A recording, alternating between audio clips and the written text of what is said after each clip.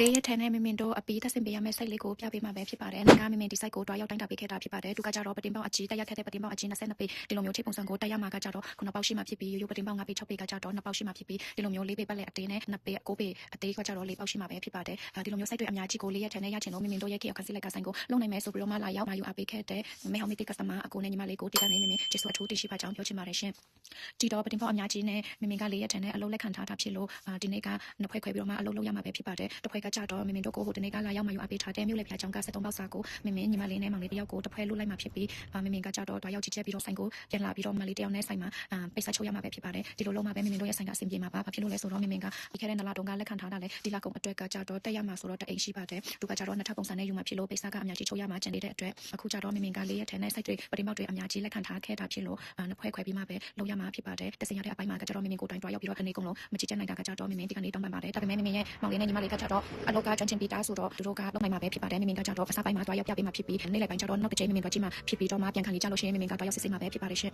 မင်မင်တို့ရဲ့ခေတ်အခါစီလိုက်ကဆိုင်ကိုယုံကြည်စွာအလောအနန္နိုင်ပါကြောင်းမင်မင်ဒီကနေ့ပြောချင်ပါတယ်ရှင်